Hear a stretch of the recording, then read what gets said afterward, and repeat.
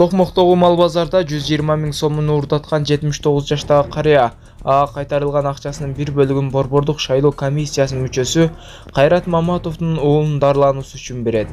Бул тууралуу Кайрат Маматов Фейсбуктагы баракчасына жазды. Маматовдун айтымында карыя анын уулуна жардам берүүнү чечкенин Токмок шаарынын милициясынын подполковниги кабарлаган. Кайрат Маматовдун уулу рактын нейробластома түрүнө чалдыгып, учурда Түркияда дарыланууда. Бар болгону 5 секунд убактыңызды алабыз. Видеого бир дана лайк басып, жана каналыбызга жазыла элек болсоңуз, подписация деген кызыл жазууну басып, жанындагы коңгуроочону сөзсүз түрдө басып коюңуздар. Сиздерге жаңылыктары биринчилерден болуп барып турат.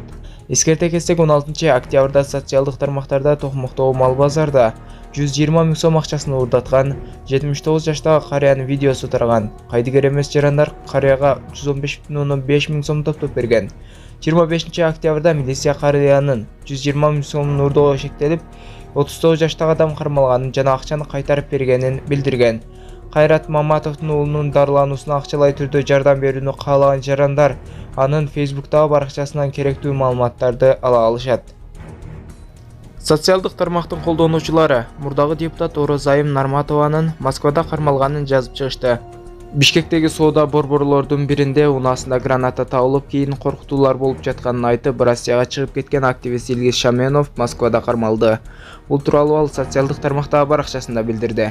Анын айтымында ал 27 октябрда кармалган Жогорку Кеңештин мурдагы депутаты Орозайым Нарматова менен бирге бүгүн саат 15:00 Бишкекке учуп келет. Шаменов алар бийликти курал менен басып алууга шектелип, эл аралык издөөгө жарыяланганын белгиледи. Орозайым Нарматова экөөбүз учуп баратабыз. Бүгүн саат 15:00 Бишкек аэропортунда болобуз. Көрсө биз өзгөчө коркунучтуу кылмышкерлер сыяктуу. УКМКнын жетекчиси Камчыбек Ташиев Москвага өзү келип, бизди экстрадициялоону суранган экен деп жазат активист. Ал белгилегендей, аларга ок атуучу куралды колдонуу менен массалык башаламандык уюштурууга даярдануу беренеси боюнча айып тагууда. Эскерте кетсек, Кыргызстанда 20дан ашык активист жана саясатчы массалык башаламандыктарды уюштурууга даярдык көрүүгө шектелип, камакка алынган.